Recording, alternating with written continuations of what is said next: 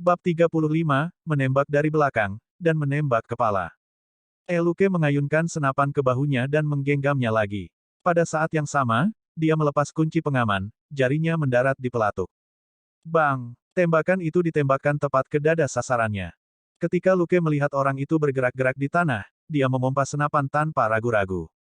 Kaca! Bang! Dia menurunkan satu putaran lagi ke dada orang itu.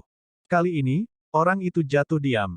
Baru saat itulah Luke melangkah maju dan menendang AK yang tergeletak di samping pria yang jatuh itu. Luke mengeluarkan senter dari pinggangnya dan menyorotkannya ke wajah pria itu. Tidak salah lagi, orang ini adalah Hernandez Carlos. Informasi dari FBI menunjukkan bahwa orang ini adalah pemimpin penting keluarga Carlos. Dia dianggap sebagai salah satu komandan yang memimpin pembunuh bayaran mereka, dan juga sepupu Diego Carlos. Setelah merasakan leher orang ini, Luke akhirnya menghela nafas lega. Tidak ada denyut nadi. Orang ini dipastikan meninggal. Luke tidak akan pernah membiarkan siapapun dari keluarga Carlos. Jika memungkinkan, dia akan membunuh alih-alih menangkap mereka. Itu juga mengapa dia menembak orang-orang yang sudah jatuh. Keluarga Carlos pasti akan datang kepadanya untuk membalas kekalahan mereka. Dia tidak berniat membiarkan salah satu dari mereka pergi. Setelah memastikan kematian Hernandez, Luke berdiri dan meletakkan senternya. Dia mengayunkan senapan ke punggungnya lagi sebelum dia menuju rumahnya. Robert mungkin akan baik-baik saja, tetapi Luke masih ingin memeriksanya. Dia berlari kembali ke rumah, dan ketika dia berada kira-kira 200 meter jauhnya, dia melambat dan mulai memindai sekelilingnya. Tiba-tiba terdengar suara gemuruh saat melihat beberapa orang berlari dengan panik ke arahnya dari arah berlawanan. Luke jauh lebih cepat bereaksi daripada orang-orang ini. Tepat pada saat mereka muncul di jalan, dia sudah menyembunyikan dirinya di halaman yang berdekatan. Hanya setengah dari kepalanya yang membersihkan pagar saat dia mengintip untuk mengamati orang-orang ini. Ada beberapa lampu jalan di sini, tapi jumlahnya sedikit dan jaraknya jauh, jadi area itu remang-remang. Dalam kegelapan, hanya garis besar orang yang terlihat. Tetapi Luke segera melihat bahwa mereka semua dipersenjatai dengan AK. Itu adalah indikasi yang jelas tentang siapa mereka. Tak satu pun dari agen FBI atau petugas polisi dilengkapi dengan AK. Orang-orang yang melarikan diri dengan panik ini pastilah orang-orang bersenjata dari keluarga Carlos. Benar saja, beberapa orang muncul di belakang mereka dan mulai menembaki mereka. Luke melihat sosok yang familiar di kelompok kedua, Robert. Dia menghela nafas lega melihat pemandangan itu. Robert memang luar biasa seperti yang dibayangkan Luke. Tembakan di sini agak intens, yang membuat Luke sangat khawatir. Tetapi dari apa yang dilihatnya, jelas bahwa Robert telah menghabisi cukup banyak dari mereka. Luke tetap diam dan berpindah posisi saat dia masih meringkuk di tempat persembunyiannya. Dia bersandar pada mobil di halaman dan terus mengamati kelompok yang melarikan diri. Mereka melarikan diri dengan panik, dan ketika Robert muncul, salah satu dari mereka jatuh. Robert menembaki punggung orang itu dengan senapan. Peluru itu langsung menembus orang itu, menciptakan lubang besar di tubuhnya.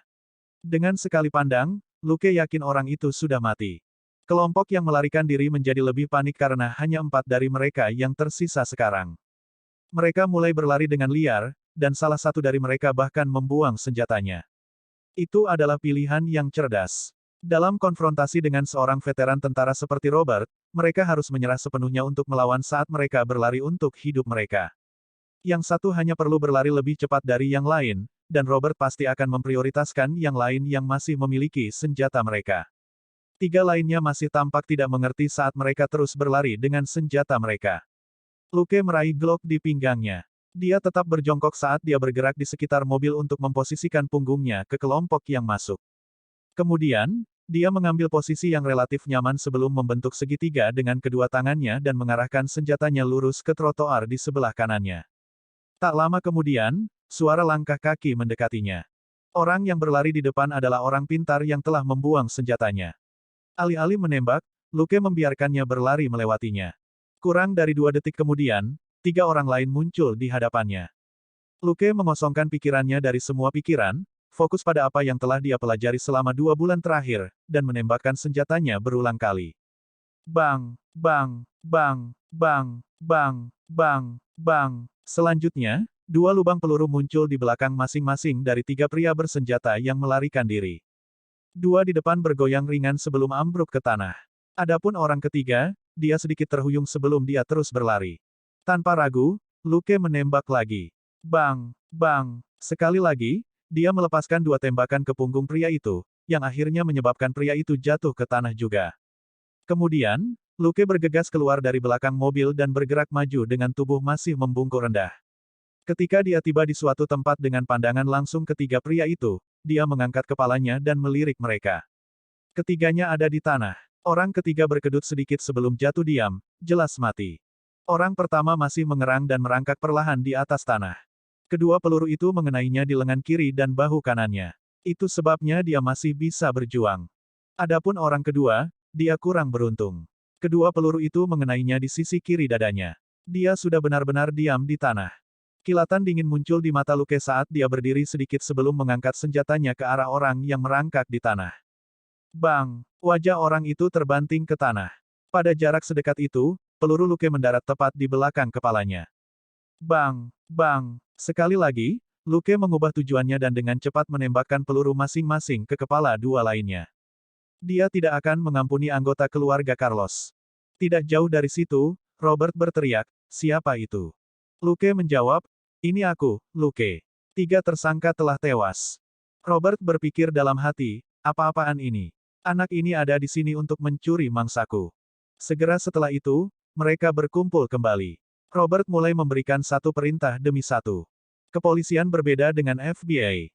Prioritas mereka akan selalu menjadi keselamatan warga sipil. Karena itu, Robert sudah meminta petugas berjaga di lokasi untuk menghindari hal-hal yang tidak diinginkan. Adapun FBI, mereka memiliki tujuan yang jelas. Karena mereka semua terlatih, mereka dikirim ke rumah Selina sebagai cadangan.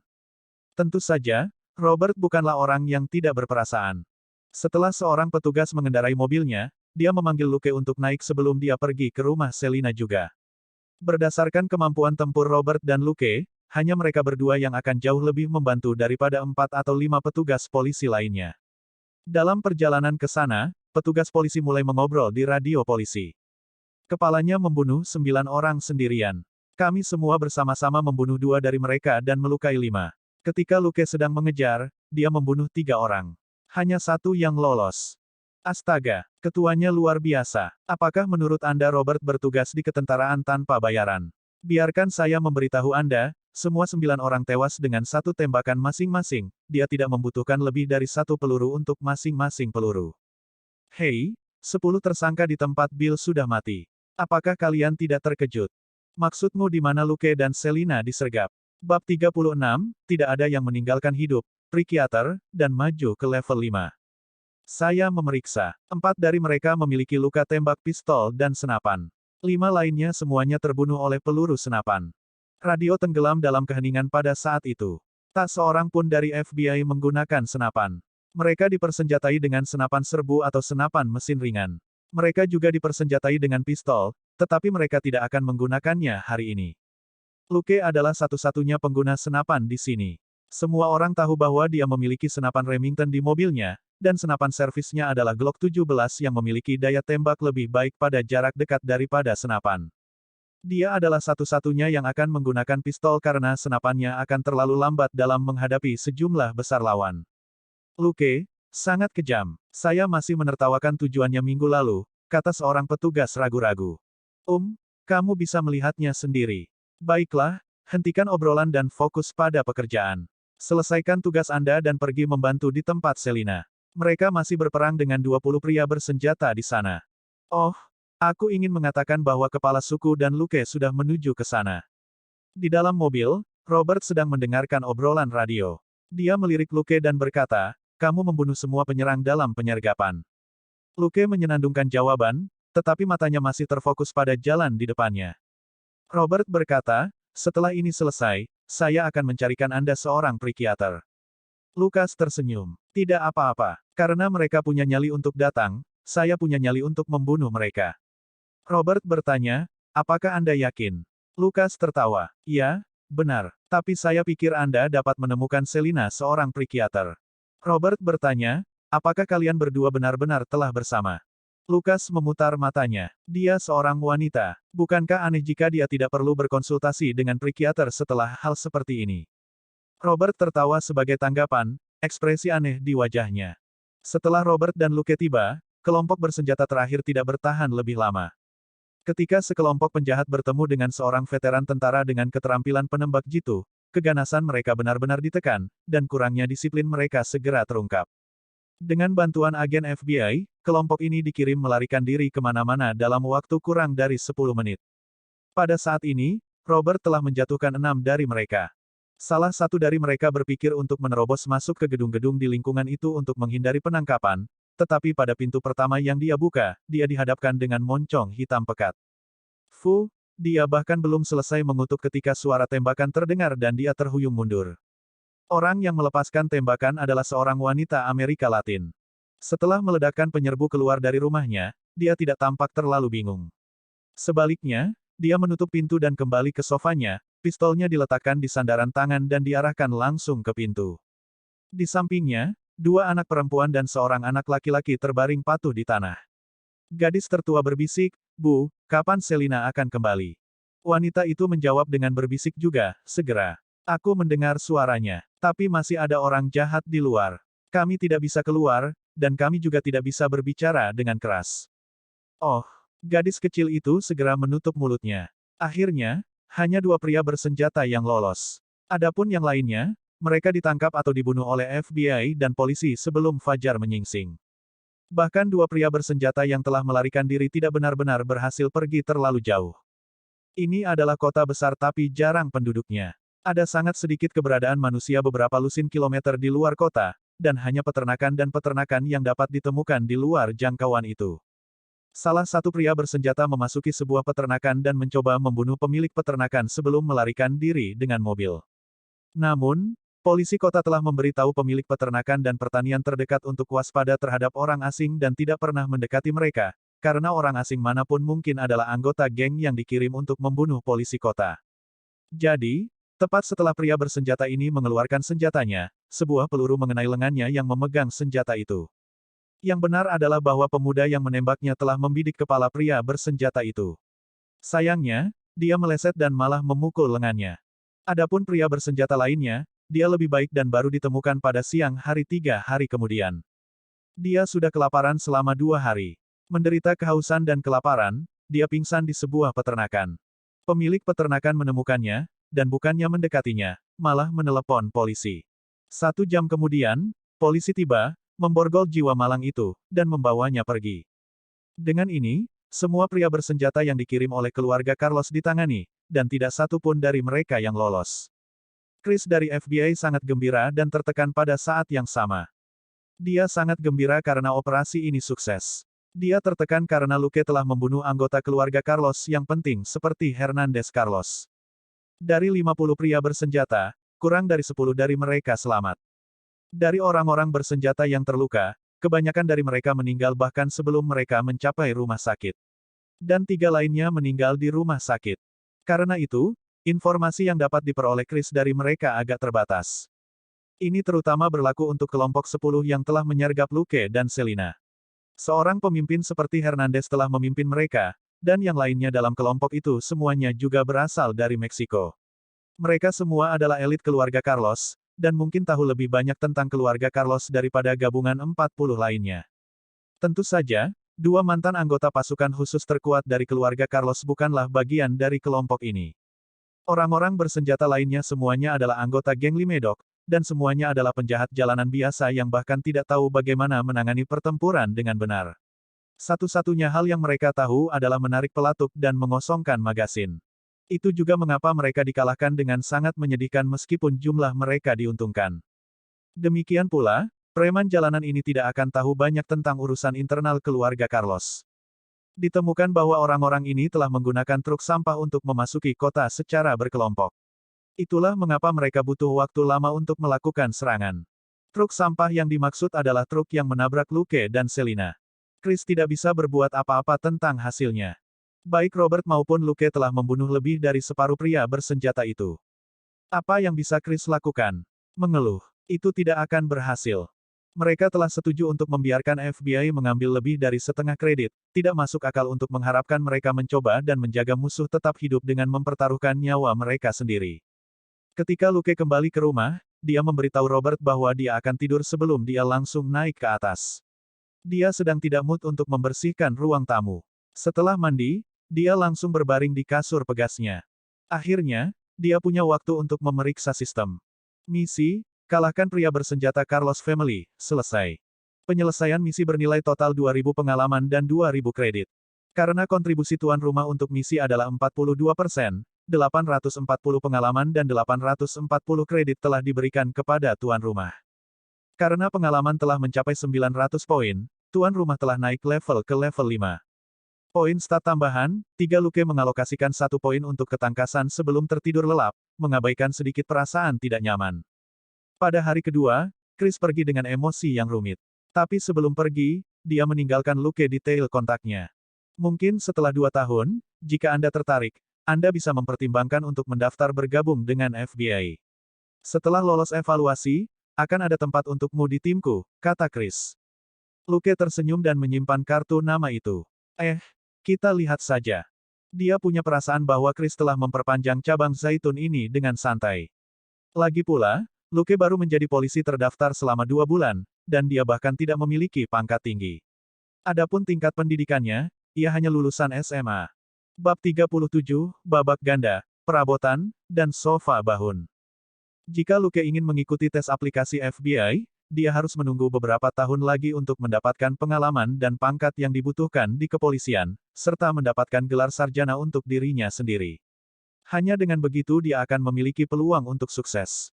Tapi siapa yang tahu apa yang akan terjadi sementara itu? Karena Chris telah meninggalkan detail kontaknya, jelas bahwa dia masih sangat menghargai Luke. Dengan kartu nama ini, Luke dapat meminta bantuan Chris kapanpun diperlukan. Tapi siapa yang tahu berapa banyak bantuan yang akan diberikan Chris padanya, karena Chris tidak menjanjikan apa-apa. Lucas tidak keberatan. Dia menganggap ini sebagai cadangan ketika diperlukan. Apa yang Luke tidak tahu adalah bahwa Chris benar-benar sangat memikirkannya. Jadi, jika itu adalah sesuatu yang bisa dia bantu, dia akan melakukan yang terbaik jika Luke membutuhkannya. Dalam satu malam, Luke, yang baru berusia 18 tahun, telah membunuh 13 penjahat yang menggunakan AK. Apalagi dia baru menjabat selama 2 bulan atau lebih. Orang-orang seperti dia sangat langka, bahkan di seluruh negeri. Chris serius berencana untuk merekrut Luke untuk dirinya sendiri setelah 2 tahun. Apa kekurangan timnya adalah seseorang yang baik dalam pertempuran seperti Luke. Sayangnya, Luke masih muda. Masa muda berarti ketidakdewasaan dan kecerobohan. Tetapi jika Chris berinvestasi padanya sejak dini, akan lebih mudah baginya untuk menjalin hubungan persahabatan dengan Luke. Orang yang mampu mengalahkan begitu banyak penyerang dalam satu malam tidak selalu langka di negara ini. Misalnya, Robert juga mampu melakukan hal yang sama. Tapi Robert adalah rubah tua yang terlalu pintar, dengan banyak kebiasaan yang mapan dari tahun-tahunnya dalam pelayanan. Tidak akan mudah untuk mengendalikan bawahan seperti dia. Di sisi lain, Luke adalah seseorang yang biasanya berusaha untuk tidak pernah menyinggung siapapun. Sepanjang minggu, pengamatan Chris adalah bahwa Luke memiliki kepribadian yang lembut, di atas rata-rata dalam kemampuannya untuk belajar, dan sangat bersedia membantu orang lain. Dia pada dasarnya adalah contoh utama dari tuan orang baik. Penduduk kota semua sangat memujinya dan Chris belum pernah bertemu seseorang yang berbicara buruk tentang dia. Tentu saja, cukup menakutkan bahwa tuan orang baik ini telah membunuh 13 penjahat dalam satu malam. Tapi Chris bisa mengerti mengapa Luke melakukannya.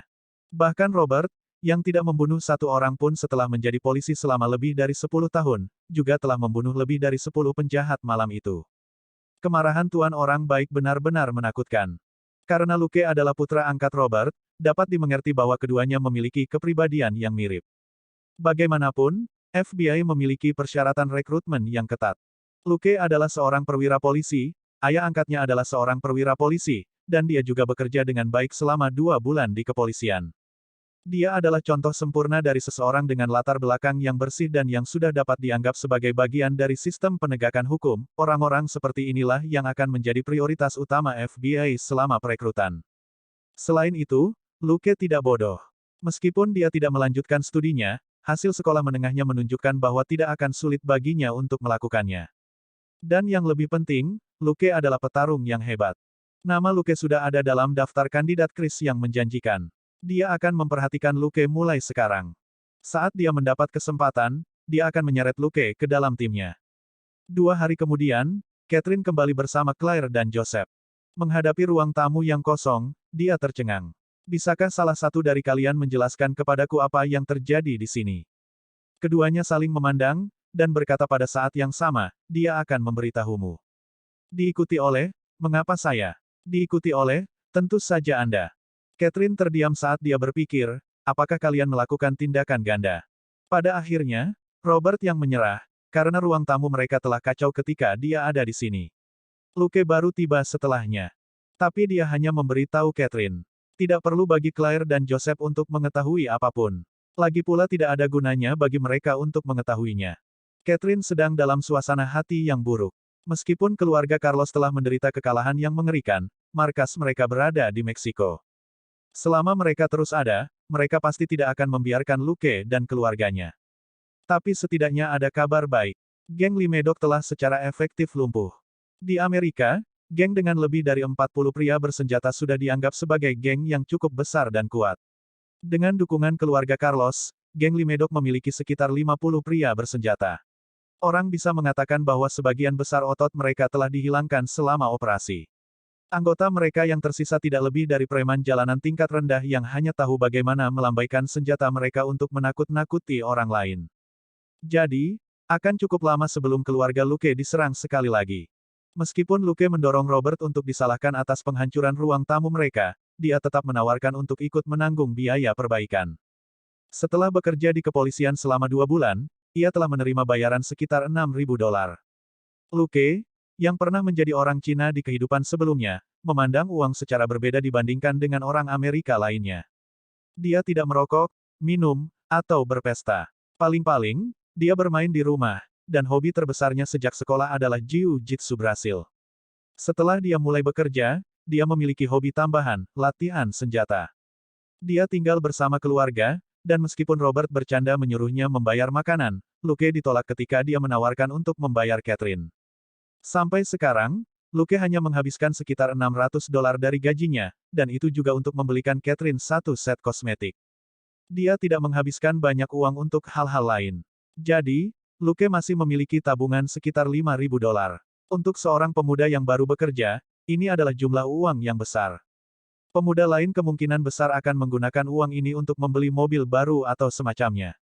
Tetapi karena Luke telah mendapatkan tumpangan gratis di mobil Selina setiap hari, dia bahkan tidak perlu membelinya untuk dirinya sendiri. Catherine awalnya tidak ingin Luke membayar untuk ruang tamu, tetapi Luke bersikeras bahwa dia menginginkan sofa yang besar dan nyaman. Dan karena itu adalah keinginannya, dia akan bertanggung jawab untuk itu. Akhirnya, dia menghabiskan sekitar $2.000 untuk memesan sofa yang dibuat khusus, meja samping, lemari TV, dan 2 meja kecil dari Old Bill. Old Bill adalah seorang tukang kayu yang menangani banyak pekerjaan pertukangan di kota. Pekerjaan senilai $2.000 adalah proyek besar bagi Old Bill. Karena dia dekat dengan Luke dan keluarganya, dia menepuk dadanya dan langsung menyetujui kesepakatan itu. Dia bahkan berjanji akan menyelesaikan semuanya dalam 3 hari. Ketika sofa dan perabotan tiba, Catherine langsung menutup mulutnya. Dalam kehidupan sebelumnya, Luke hidup sampai tahun 2018.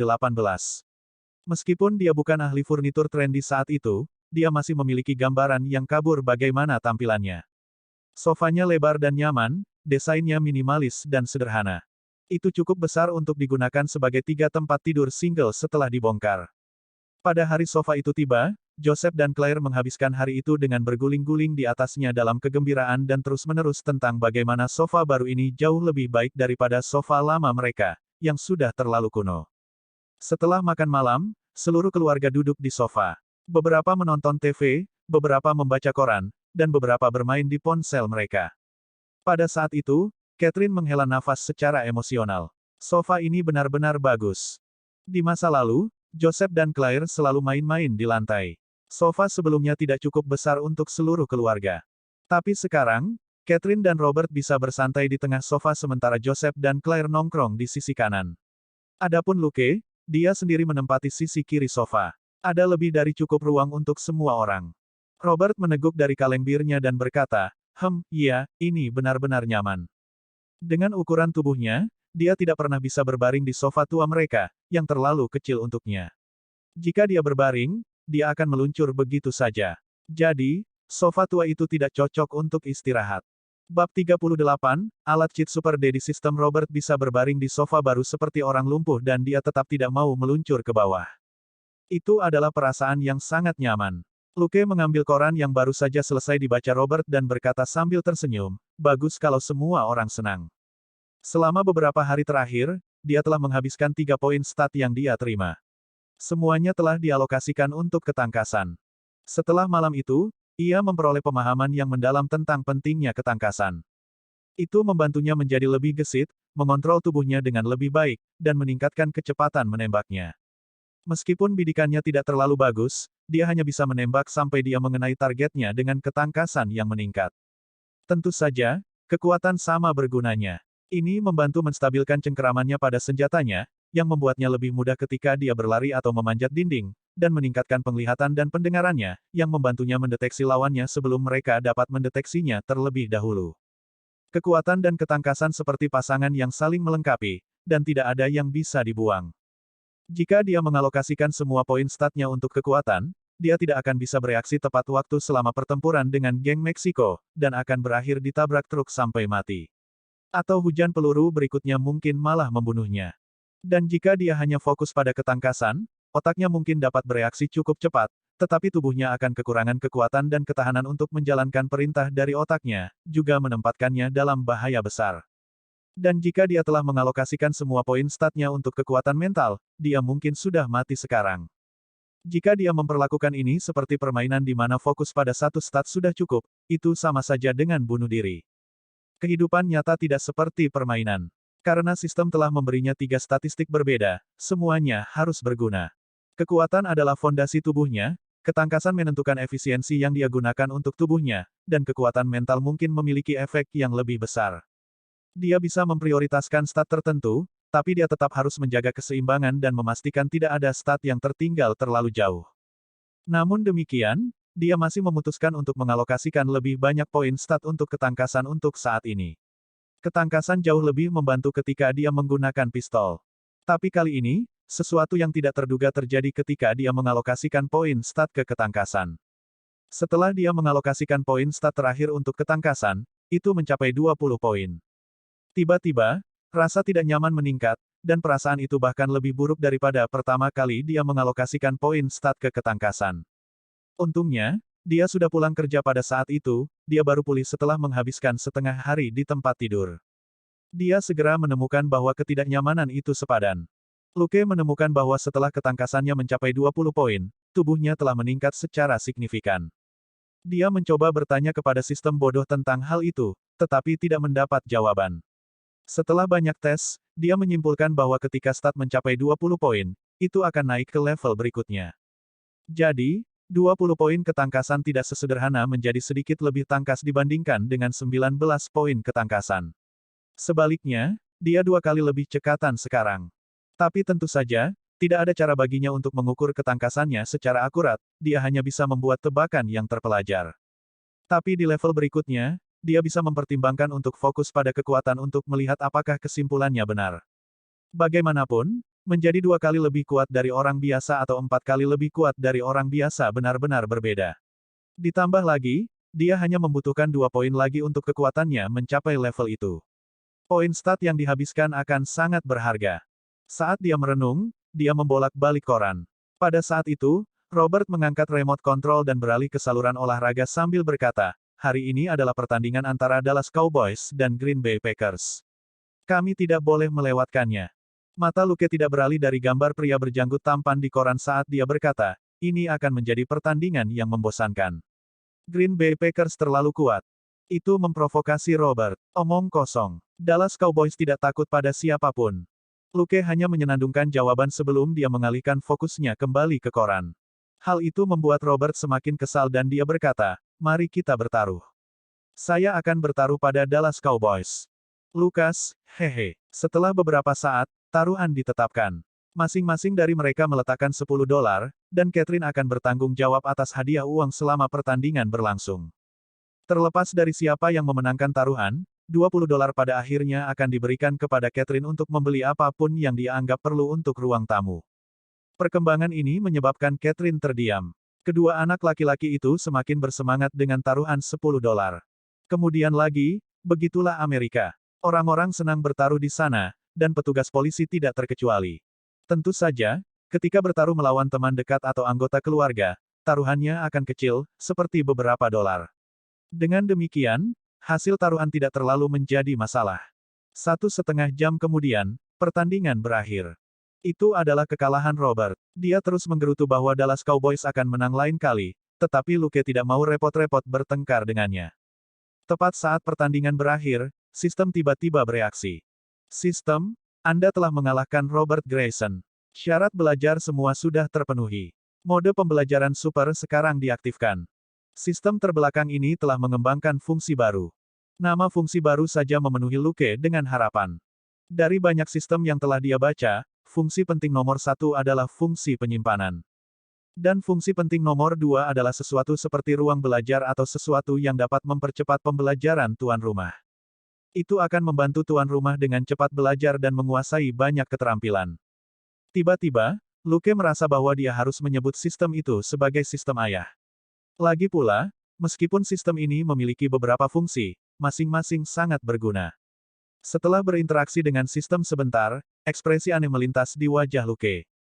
Dia memutuskan, ke depan, sistem itu akan disebut sistem ayah. Itu karena apa yang disebut mode super learning ini sangat berbeda dari yang dia bayangkan. Hal ini lebih seperti alat cheat. Fungsi mode pembelajaran super, tuan rumah dapat memperoleh daftar keterampilan lawan yang dikalahkan, dan dapat membeli keterampilan dengan poin kredit. Jika ini bukan cheat, lalu apa? Bukankah ini sama dengan copy dan paste? Pada saat inilah tujuan dari status terakhir yang diberikan oleh sistem menjadi jelas. Kredit itu memang sama dengan sistem lain yang pernah dia baca. Itu adalah jenis mata uang untuk sistem. Luke merasa bahwa ini sebenarnya stat terpenting di seluruh sistem detektif super karena dia bisa membeli keterampilan dengannya. Satu-satunya ketidaknyamanan adalah kenyataan bahwa dia harus mengalahkan lawan untuk mendapatkan daftar keterampilan yang dapat dibeli. Banyak ide muncul, dan pikiran-pikiran tertentu yang telah lama dia kubur di lubuk hatinya muncul tak terkendali. Mungkin, saya bisa mencobanya. Dia melirik koran di samping, pada gambar pria berjanggut yang sedang tersenyum, dan banyak ide aneh memenuhi pikirannya. Setelah permisi, Luke kembali ke kamarnya. Ketika dia melihat daftar yang baru saja diperoleh sistem dari Robert, matanya berbinar. Karakter, Robert Grayson kemampuan, senjata api dasar, pertempuran militer dasar, pertempuran khusus dasar, mengemudi dasar, mengemudikan kendaraan khusus dasar, perintah taktis dasar. Astaga, Robert memang harta karun. Dia sebenarnya memiliki 6 kemampuan. Tetapi dari 6 kemampuan, hanya senjata api dasar, pertempuran militer dasar, dan mengemudi dasar yang menyala dengan catatan di akhir yang mengatakan bahwa kemampuan ini tersedia. 3 lainnya dihitamkan dengan tidak tersedia di bagian akhir. Daftar tersebut ditampilkan pada antarmuka yang baru-baru ini dipaksakan oleh Luke untuk digunakan oleh sistem. Dia benar-benar tidak terbiasa melihat hanya serangkaian data di otaknya tanpa antarmuka pengguna. Harga juga tercantum di sebelah setiap kemampuan. Bab 39, Liburan, Prekiater, dan Perjalanan Sendiri. Senjata api dasar, 100 kredit pertarungan militer dasar, 100 kredit. Mengemudi dasar, 100 kredit pertarungan khusus dasar, 200 kredit. Uji coba kendaraan khusus dasar, 200 kredit perintah taktis dasar, 300 kredit. Luke merenung saat dia melihat 3 kemampuan yang tidak bisa dia pelajari. 3 kemampuan yang tidak tersedia baginya membutuhkan lebih banyak kredit. Mungkin ini adalah kemampuan tingkat tinggi. Tapi dia sudah memiliki lebih dari 2.500 kredit sekarang. Jadi, pembatasan itu bukan karena kekurangan kredit, tapi mungkin karena dia tidak memenuhi syarat tertentu. Mode super learning ini baru diaktifkan setelah dia memenangkan taruhan dengan Robert. Dan jika dia ingin mempelajari kemampuan baru, dia harus mengalahkan lawan. Jadi, apakah dia harus mengalahkan Robert lagi untuk membuka kemampuan ini? Dengan pemikiran itu, Luke menghabiskan beberapa hari berikutnya bertaruh dengan Robert. Dia kalah 2 putaran dan memenangkan 3 di antaranya. Dia menemukan bahwa pembatasan itu benar-benar karena dia tidak memenuhi persyaratan tertentu. Setelah total keseluruhan 2 kemenangan dalam taruhannya dengan Robert, semua kemampuan menjadi tersedia baginya. Selain itu, setelah menghabiskan 300 kredit untuk senjata api dasar dan pertarungan khusus dasar, semua kemampuan masih tersedia untuk dipelajarinya. Jadi syarat yang harus dia penuhi adalah memang untuk mengalahkan Robert. Juga, Kemungkinan kondisi itu diberi nilai numerik, dan kemampuannya dibuka ketika nilai itu terpenuhi. Tes kecil ini juga membantu Luke mengetahui bagaimana kondisi yang disebut ini berfungsi. Ketika dia bertaruh dengan Robert, dia menemukan bahwa jika total kemenangannya turun menjadi 0, semua kemampuan dalam daftar akan hilang.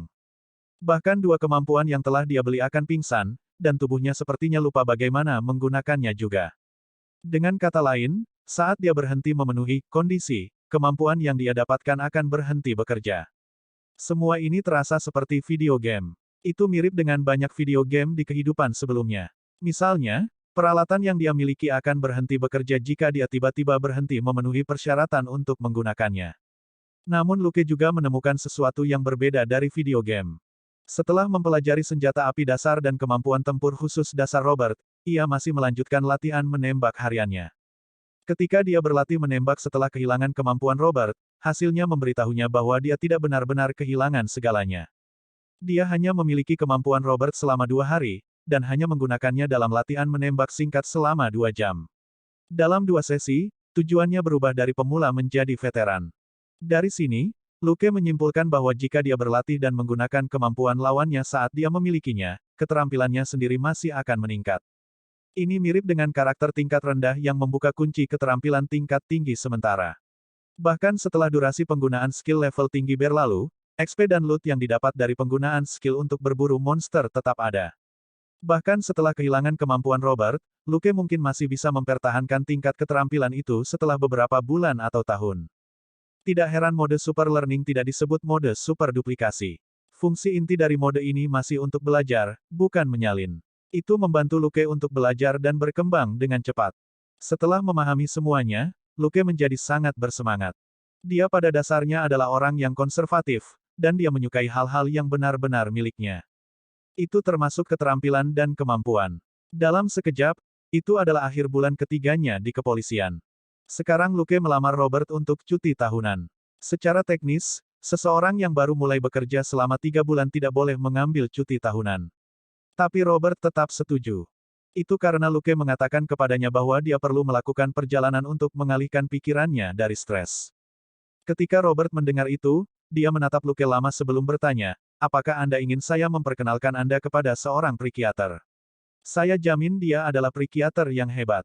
Lukas tersenyum. Dia mengerti apa yang dimaksud Robert. Dia mencoba meyakinkan Luke bahwa kunjungan ke psikiater tidak akan dicatat dalam sistem. Lagi pula, jika ada catatannya, Luke harus pergi ke Knox City untuk melakukan evaluasi mental. Sebenarnya, dia sudah pergi sekali setelah pertempuran.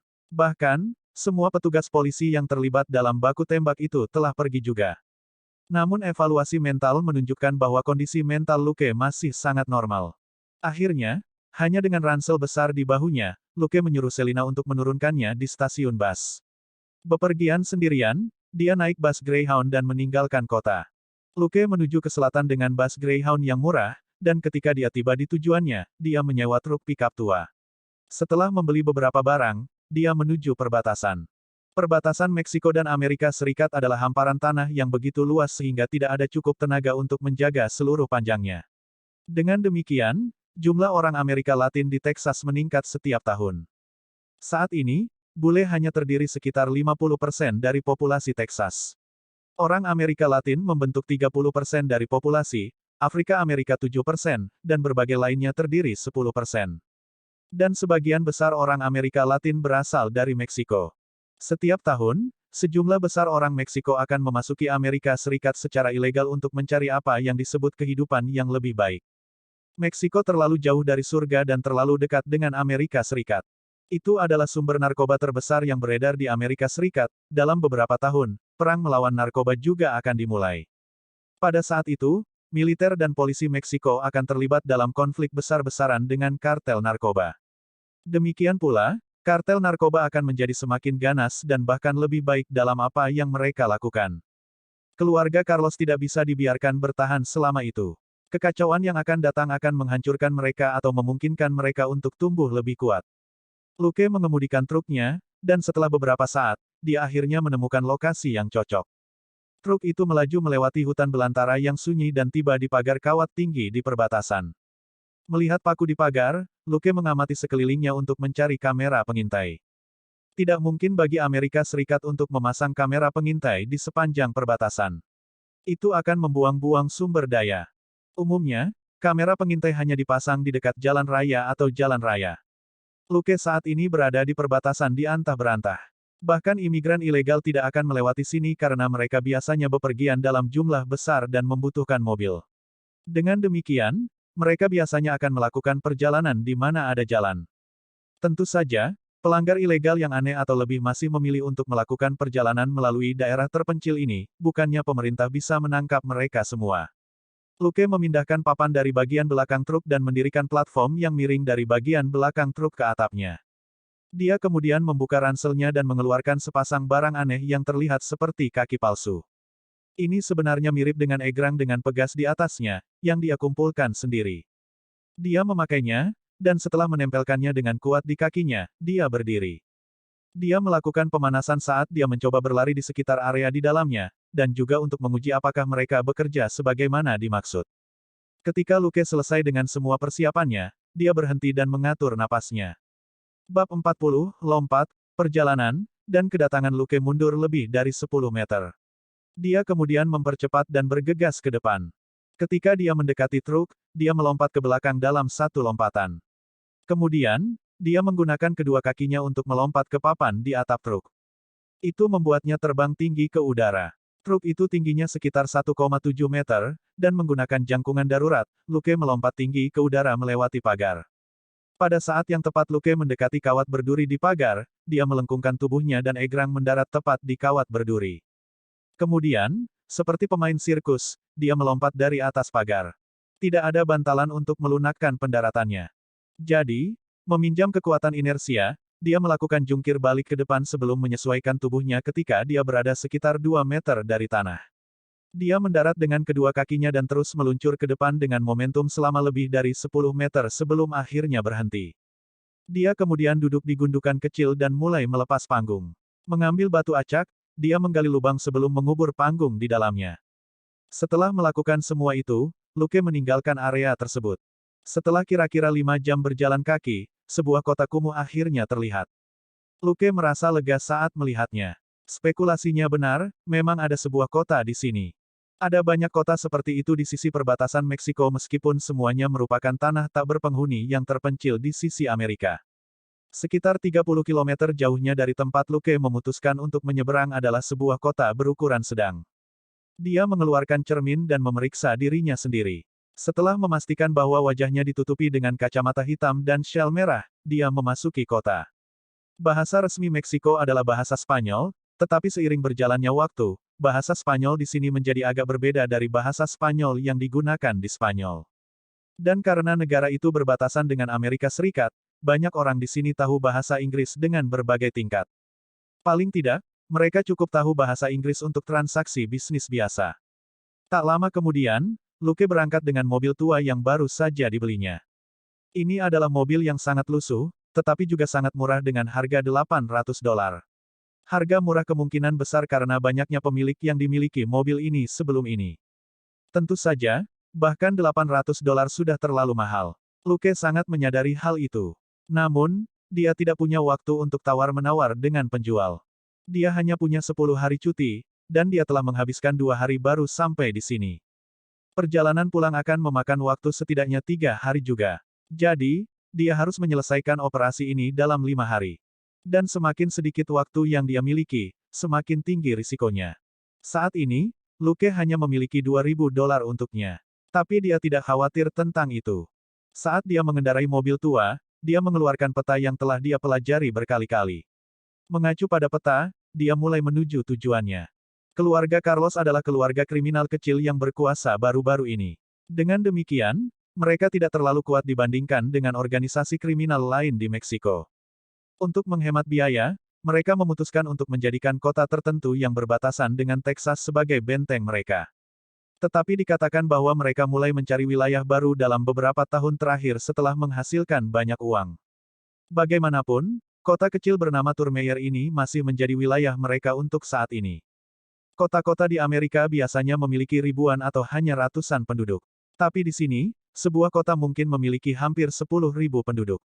Dan di kota ini, organisasi yang paling kuat adalah keluarga Carlos.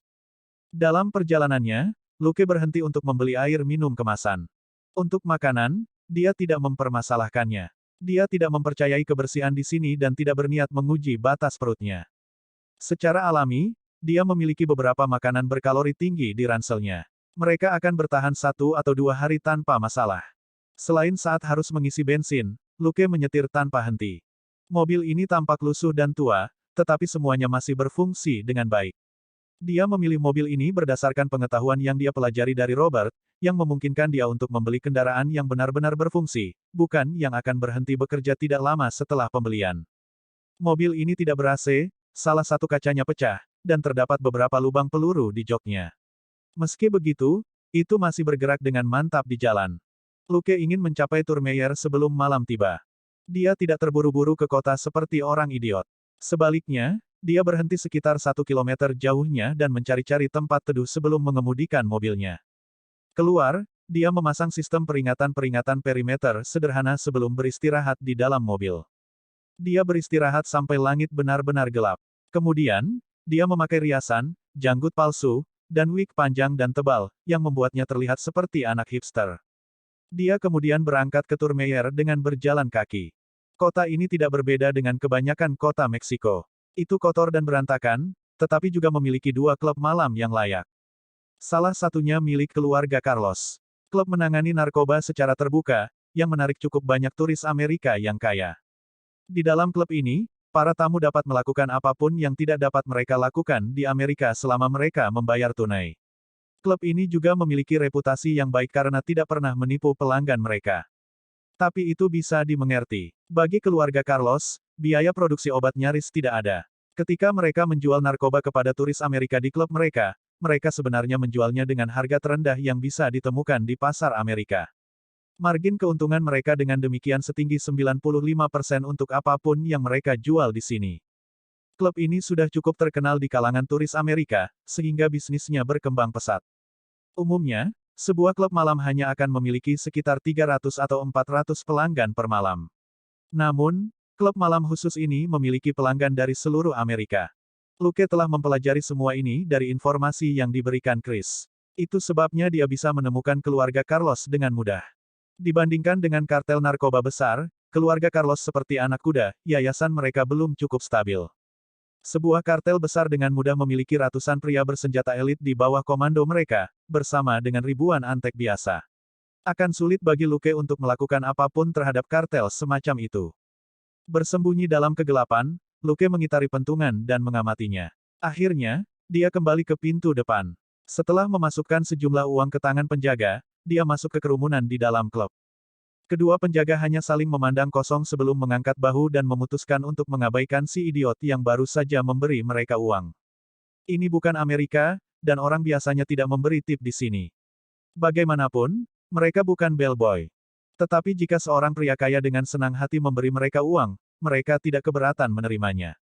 Mereka telah melihat banyak turis Amerika bodoh yang dengan senang hati melemparkan uang mereka. $100 yang baru saja mereka dapatkan tidak berarti apa-apa bagi para turis kaya ini. Setelah Luke memasuki klub, 2 wanita cantik Meksiko mendekatinya. Bab 41, Masuk, dan aksi kedua wanita cantik Meksiko itu telah melihat betapa dermawannya Luke dengan uangnya, dan berharap mendapat uang darinya juga. Luke masih berperilaku seperti turis bodoh dan juga mengisi mereka dengan uang tunai. Ya, barang. Kedua tangannya dimasukkan ke dalam lembah yang dalam di dada mereka, dan setelah meninggalkan uang tunai di sana, dia tidak lupa memberi mereka sejumput. Kedua wanita cantik itu tidak tampak tidak senang sama sekali. Bahkan, senyum mereka menjadi lebih lebar, dan ketika mereka mendengarnya berbicara bahasa Inggris, mereka membawanya ke kamar pribadi di salah satu sudut klub. Apa yang disebut kamar pribadi ini bukanlah kamar yang sebenarnya, tetapi sudut klub yang telah dipartisi untuk memberikan privasi kepada para tamu di sana. Ketika Luke duduk, kedua wanita cantik itu dengan sopan menanyakan apa yang diinginkannya. Luke tidak banyak bicara, dan hanya menyuruh mereka membawakan beberapa barang bagus untuknya. Kedua wanita cantik itu bertukar pandang ketika mereka mendengar itu, merasa seolah-olah mereka baru saja mendaratkan ikan paus. Setelah beberapa saat, seorang pelayan kekar datang dengan nampan. Di atas nampan ada tumpukan kecil zat seperti bubuk putih. Luke kemudian mengeluarkan segepok uang, mengeluarkan 5 lembar uang darinya, dan melemparkannya ke atas meja. Pelayan pergi setelah mengambil uang tunai. Tumpukan obat kecil ini tidak bernilai lebih dari $200, tetapi orang bodoh ini telah membayar $500 untuk itu. Pelayan telah mendapatkan tambahan untuk malam itu begitu saja. Kemudian, Luke membungkuk, dan dengan telapak tangannya menghalangi pandangan, dia dengan cepat memasukkan bubuk putih ke dalam mansetnya. Dia kemudian perlahan mengangkat kepalanya. Sebelum datang, dia sudah banyak menonton video dan mencoba meniru tindakan orang yang memakai kokain. Dengan ekspresi puas, dia menggelengkan kepalanya beberapa kali sebelum menyembunyikan wajahnya di balik rambut palsunya yang panjang. Dia melingkarkan tangannya di sekitar dua wanita cantik Meksiko dan mulai mengobrol dengan mereka. Kedua wanita cantik itu sudah mulai memesan beberapa botol tequila untuknya. Alih-alih meminumnya sendiri, Luke menuangkan semuanya ke tenggorokan kedua wanita cantik itu. Setelah sekitar 10 menit, Luke melihat ke arah dua wanita mabuk itu, lalu berdiri dan bergoyang sambil berkata, "Aku mau buang air kecil," sebelum berjalan pergi, sambil terhuyung-huyung. Bersembunyi di kamar pribadi sebelumnya, Luke telah mengamati sekelilingnya. Beberapa lokasi dijaga oleh pria berpenampilan ketat yang tidak pernah berhenti memindai klub dan pelanggan.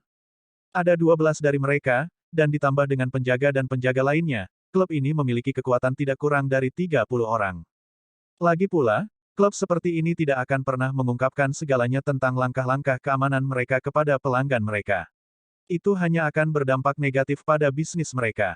Saat dia bergoyang, Luke berjalan berkeliling sebelum menghentikan seorang pelayan. Dia menyodorkan tagihan padanya dan bertanya, "Di mana kamar mandinya?" Pelayan terkejut menerima uang entah dari mana. "Di sana, biar saya tunjukkan jalannya." Luke menyeringai seolah dia tidak sehat secara mental dan mengangguk. Pelayan itu tidak mempermasalahkannya. Segala macam pelanggan dapat ditemukan di sini, yang sebagian besar adalah orang bodoh seperti orang ini. Dia mungkin bisa menghasilkan lebih banyak uang dari orang bodoh ini. Sementara dia merencanakan bagaimana menghasilkan lebih banyak uang dari Luke, dia menempelkan dadanya yang berlimpah ke arahnya tanpa syarat saat dia membawanya ke kamar mandi. Ketika mereka tiba, Luke melihat seorang penjaga berdiri di sana. Dia kemudian menggerutu dengan sedih, "Seorang pria. Saya tidak suka laki-laki. Saya suka wanita." Kemudian, dia melingkarkan lengannya di sekitar pelayan dan berkata, "Seperti inilah wanita itu." Senyum lebar mengembang di wajah pelayan itu. "Hehe. Jangan pedulikan dia. Dia hanya di sini untuk membawa pelanggan mabuk keluar dari kamar mandi." Membawa, lebih tepatnya membuangnya, pikir Luke dalam hati, tapi dia tidak mengatakan apa-apa. Begitu saja, pelayan cantik membantunya ke kamar mandi. Penjaga itu hanya menatap mereka sekilas dan sepertinya tidak peduli bahwa seorang wanita telah memasuki kamar mandi pria. Setelah beberapa saat, teriakan terdengar di kamar mandi.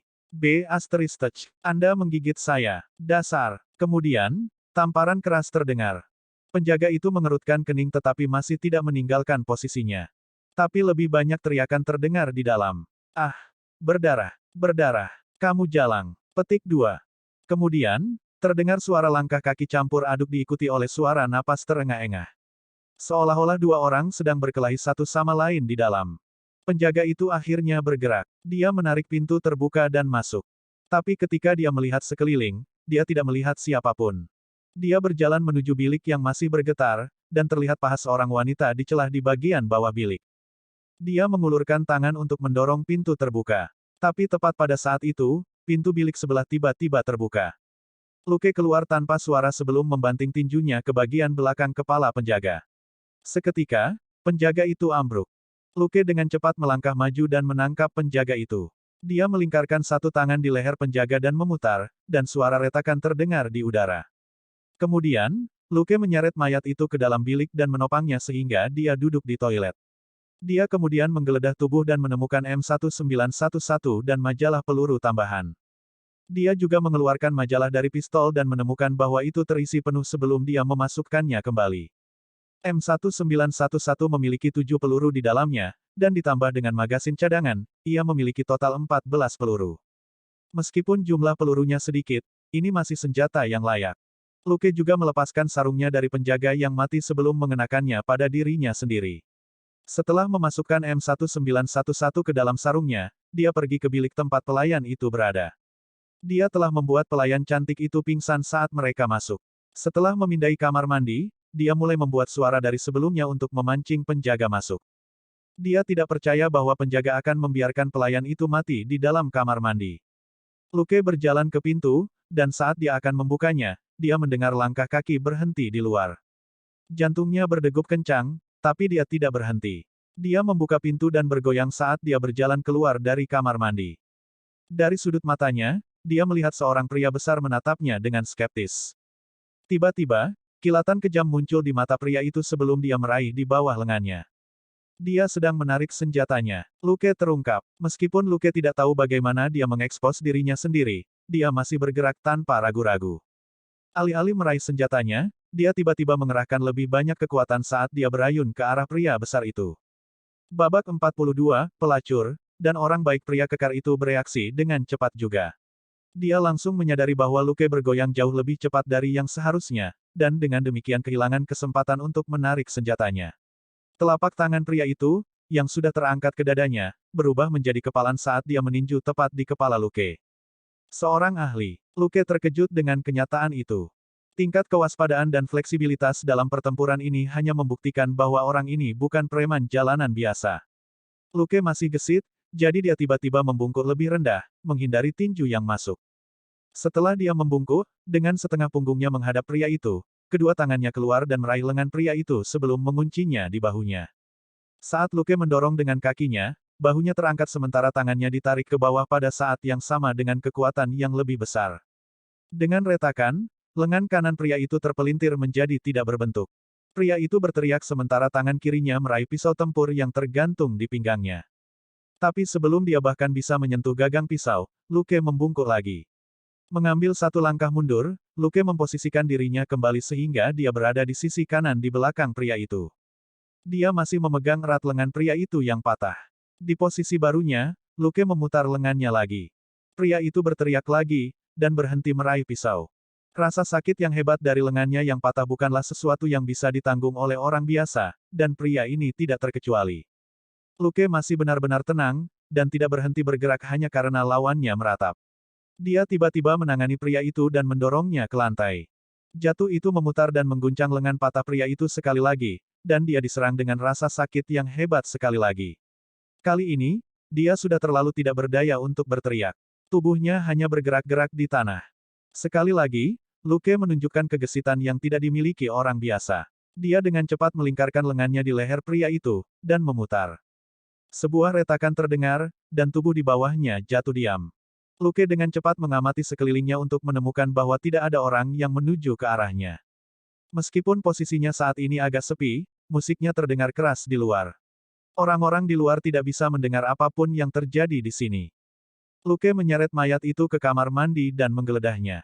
Dia menemukan M1911 lain, 2 magasin, dan sebuah sarung pistol. Dia kemudian mengunci tubuh ke bilik lain. Luke mempelajari M1911 yang baru diperoleh. Dia menemukan bahwa pistol ini memiliki magasin tumpuk ganda, dengan kapasitas peluru 2 kali lipat dari pistol pertama yang dia dapatkan.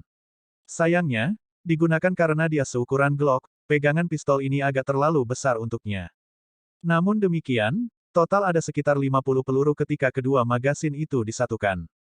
Dia tidak membuang mereka. Sebagai gantinya, dia mengenakan sarung lainnya dan memasukkan senjata baru ke dalamnya juga.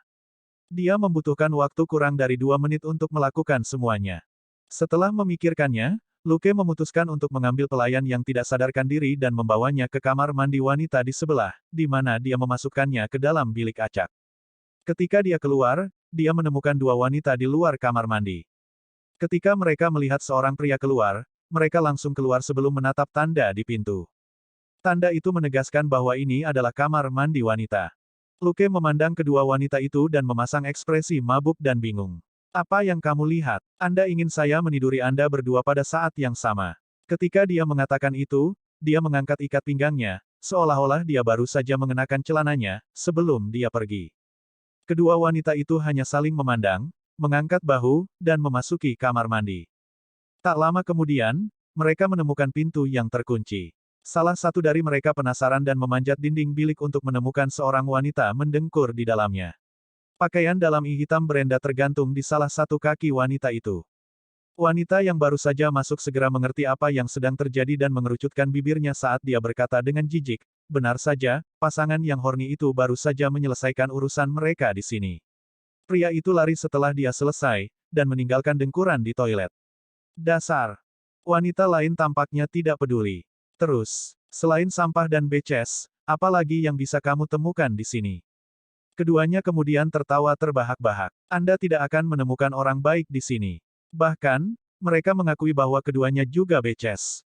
Sedikit yang mereka tahu, seorang pria baik benar-benar datang malam ini. Seorang pria baik yang ada di sini untuk membunuh. Saat Luke berjalan, dia membiasakan diri dengan sarung di bawah ketiaknya. Seperti banyak petugas polisi, sarungnya selalu tergantung di pinggangnya. Sekarang pistol itu berada di bawah ketiaknya, dia tidak terbiasa dengan itu. Robert, di sisi lain, jelas terbiasa dengan ini. Luke memiliki senjata api dasar Robert dan keterampilan tempur khusus dasar. Jadi, setelah berjalan hanya 10 meter, Luke sudah merasa seperti di rumah sendiri. Saat ini, dia berdiri di depan pintu. Sebelum memasuki klub, Luke telah menemukan bahwa ada juga orang di belakang, tetapi dia tidak tahu apa yang mereka lakukan di sana. Apa yang akan ada di belakang klub yang dimiliki oleh keluarga kriminal? Luke yakin itu bukan ruang VIP. Bagian depan klub sudah cukup bagi pelanggan untuk melakukan apapun yang mereka inginkan di sini. Tidak ada kamar pribadi yang diperlukan sama sekali. Dari informasi yang diberikan oleh Chris, tempat ini adalah markas besar keluarga Carlos. Lebih penting lagi, menurut intelijen, Diego Carlos sangat menikmati suasana klub.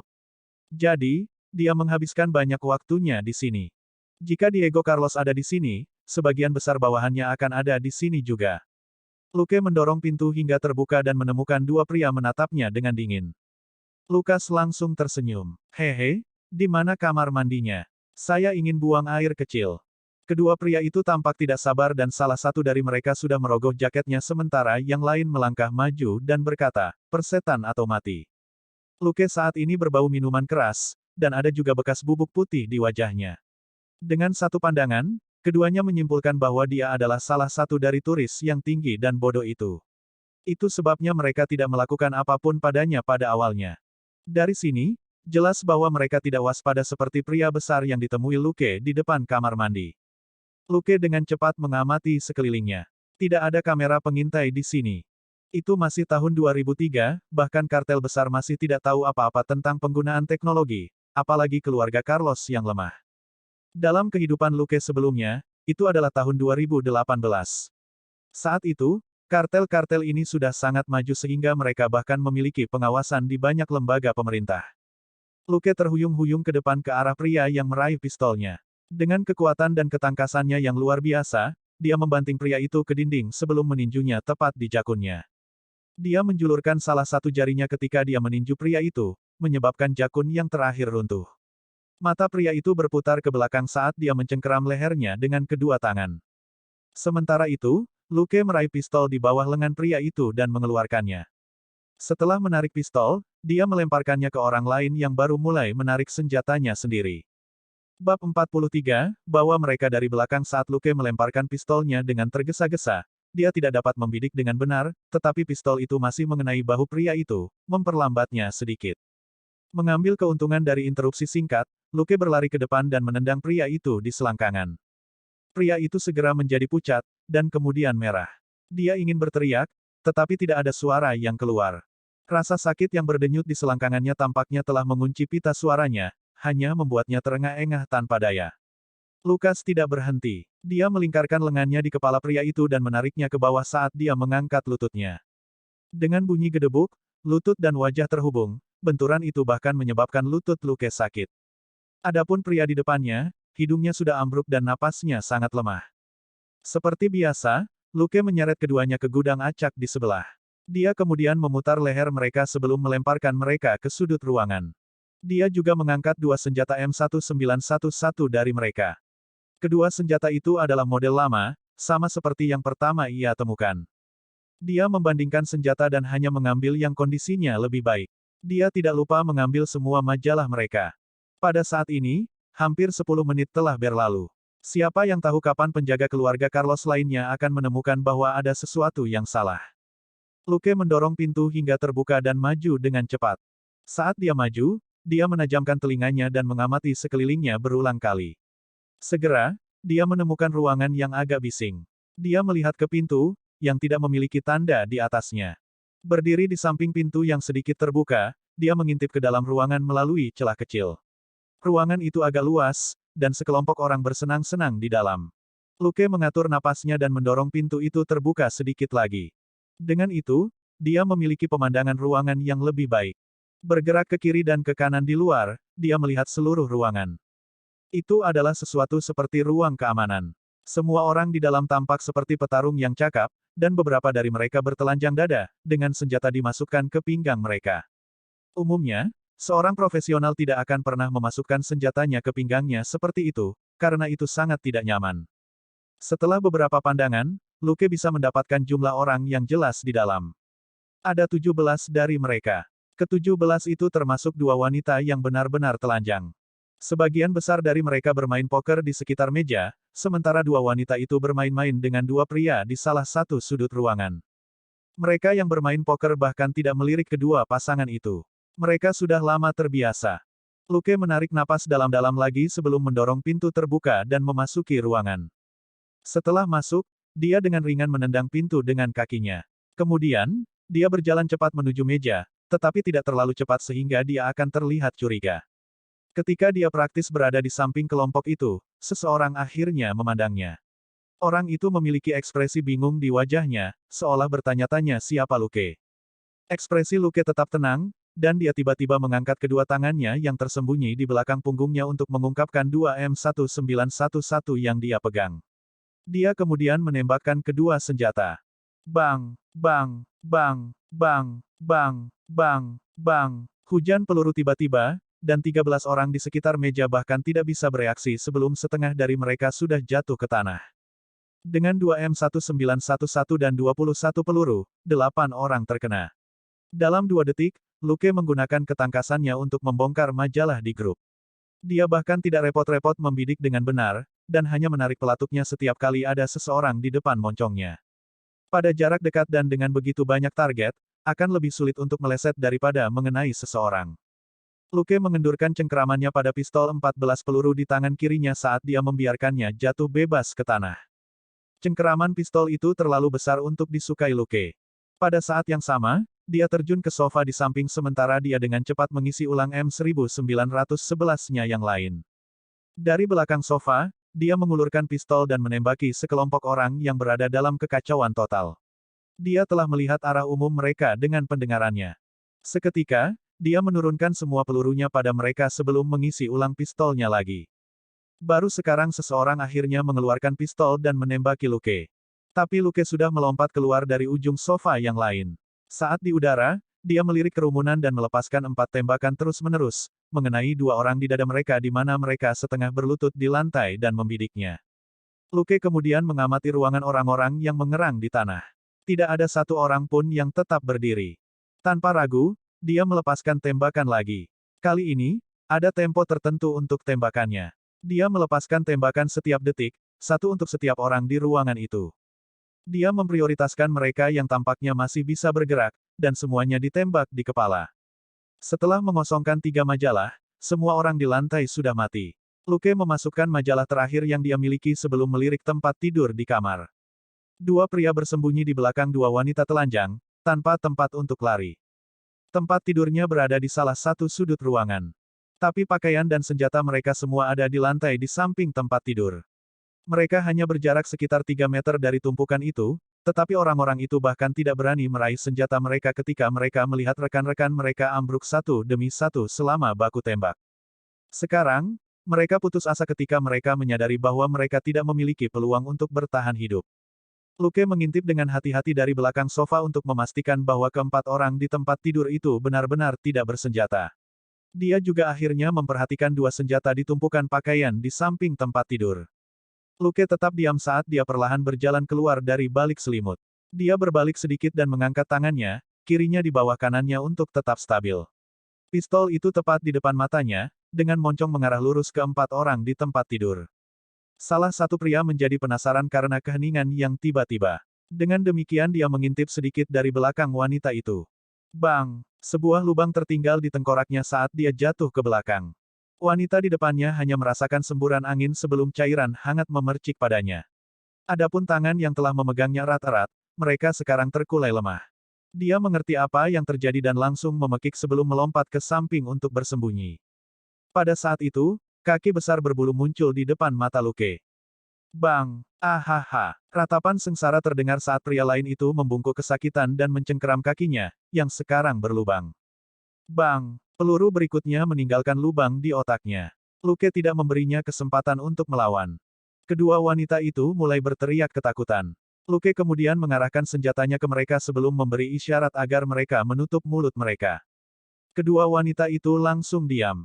Luke maju selangkah sebelum memberi isyarat pada mereka untuk berbalik. Mereka melakukan seperti yang diperintahkan sambil gemetar ketakutan. Mereka tidak mengira Luke melakukan ini karena dia ingin membawa mereka dari belakang. Mungkin dia hanya ingin menembak punggung mereka. Tetapi mereka benar-benar tidak berdaya dan hanya bisa melakukan apa yang diperintahkan. Setelah kedua wanita itu berbalik, Luke dengan cepat memukul bagian belakang leher mereka dengan tangan kirinya, membuat keduanya pingsan. Melihat wanita berlekuk dan putih salju yang terbaring tak sadarkan diri di depannya, dia menggelengkan kepalanya tanpa daya. Bab 44, Membunuh Diego Cal. Setelah membuat kedua wanita itu pingsan, Luke mulai mencari lebih banyak senjata dan peluru di ruangan itu. Kebanyakan dari mereka dilengkapi dengan M1911. Sejak pembuatan senjata ini, puluhan juta senjata ini telah diproduksi di seluruh dunia, baik asli maupun palsu.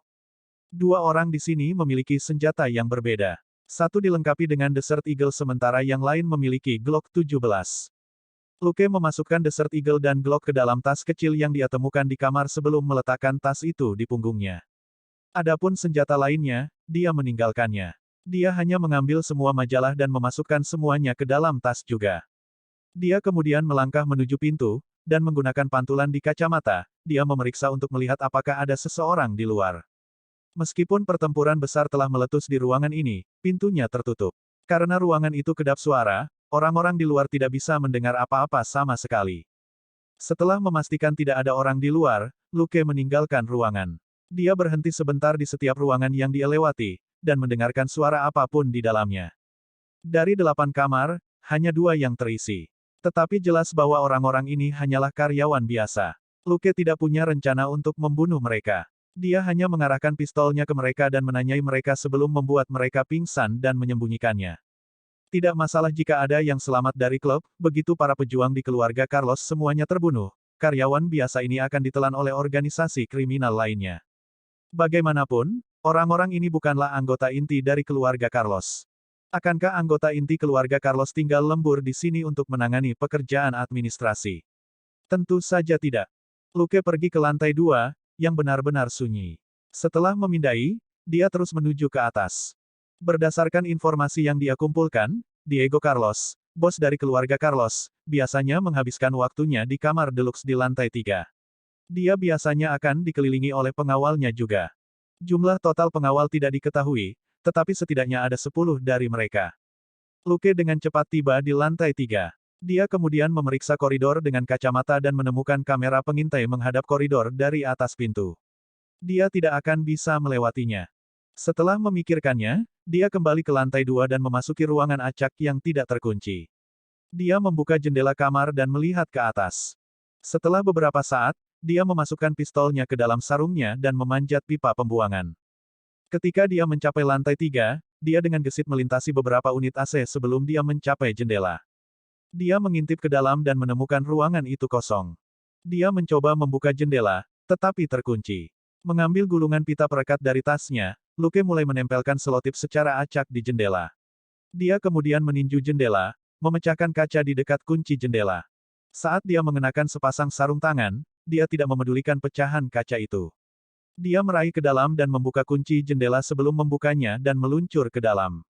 Melakukan ini akan sangat merepotkan bagi orang lain, tetapi bagi Luke dengan kekuatan dan ketangkasannya yang luar biasa, semuanya membutuhkan waktu tidak lebih dari 10 detik. Setelah memasuki ruangan, Luke tidak langsung bergerak. Sebagai gantinya, dia mengambil beberapa majalah peluru dari tas dan memasukkannya ke ikat pinggangnya. Kemudian, dia meletakkan tasnya dan berjalan ke pintu. Dia melingkarkan telapak tangannya di sekitar kenop pintu, dan setelah menerapkan beberapa kekuatan, pintu itu terbuka sedikit. Melalui lubang itu, Luke melihat keluar dan melihat sebuah ruangan yang luas. Ruangan itu berukuran lebih dari 200 meter persegi dan didekorasi dengan mewah. Beberapa orang duduk di sofa di tengah ruangan. Luke memiliki penglihatan yang bagus. Dia sudah menentukan bahwa salah satunya adalah Diego Carlos, dan sisanya adalah wanita cantik yang meringkuk ke Diego dan cekikikan tanpa henti.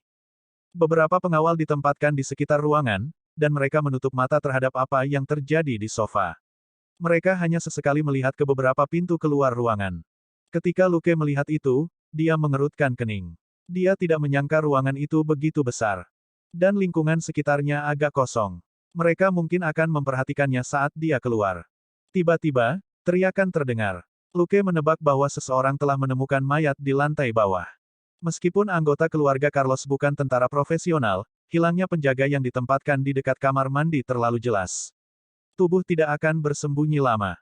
Adapun ruang keamanan yang dipenuhi mayat, bahkan lebih mudah ditemukan. Luke menarik napas dalam-dalam sebelum mengeluarkan Glock dari tasnya.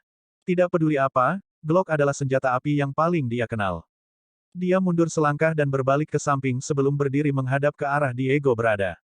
Tak lama kemudian, radio di salah satu pengawal akhirnya berderak. Setelah mendengarkannya, wajah pengawal itu jatuh saat dia dengan cepat meneriakkan sesuatu pada Diego. Luke tahu mereka mungkin telah diberitahu tentang mayat-mayat di lantai bawah. Diego, yang sedang bersenang-senang dengan sekelompok wanita, tiba-tiba berteriak dengan ekspresi biadab. Matanya memerah karena haus darah saat dia dengan cepat mengucapkan serangkaian perintah. Saat dia berbicara, dia melambaikan tangannya, tampak sangat gelisah. Sekarang, kaki depan Luke bergerak sedikit, dan pintu itu bergeser terbuka lebih jauh sekitar 5 cm lagi. Dia dengan cepat mengangkat Glock, dan dia mulai menembakkan insting tanpa membidik. Bang, bang, bang, bang, bang. 5 suara tembakan terus-menerus terdengar di ruangan itu. Pengawal itu kemudian melihat Diego Carlos, yang beberapa saat lalu masih berteriak dengan marah, dengan 3 lubang peluru di tubuh bagian atasnya. Satu di pipinya, satu di lehernya, dan yang terakhir di dadanya. Bos mafia ini bahkan tidak diberi kesempatan untuk berteriak sebelum dia jatuh lemah di sofa di belakangnya. Para pengawal segera bereaksi ketika mereka meraih senjata mereka saat mereka memindai ruangan. Adapun Luke, dia tidak ragu-ragu ketika dia memasukkan pistol ke dalam tasnya dan bergegas menuju jendela sebelum menyelam keluar. Di luar, dia meraih unit pendingin udara untuk menetralisir dampak jatuhnya, sebelum melepaskannya dan terus jatuh ke lantai 2. Di sana, dia menendang jendela dan memecahkannya sebelum menyelam ke dalam. Dia bergegas ke pintu dan memeriksa koridor dengan kacamata sebelum dia keluar. Setelah beberapa langkah, dia tiba di kaki tangga. Dia bersandar di sudut dan mendengarkan suara-suara di lantai atas sementara tangannya meraih Desert Eagle di tasnya. Dalam waktu kurang dari 30 detik, langkah kaki terdengar saat sekelompok orang bergegas menuruni tangga. Hanya satu mata Luke dan moncong Desert Eagle yang mengintip dari balik sudut dinding. Saat pengawal ketiga muncul di garis pandangnya, Luke menarik pelatuknya. Pada jarak sedekat itu dengan Desert Eagle, tidak perlu membidik.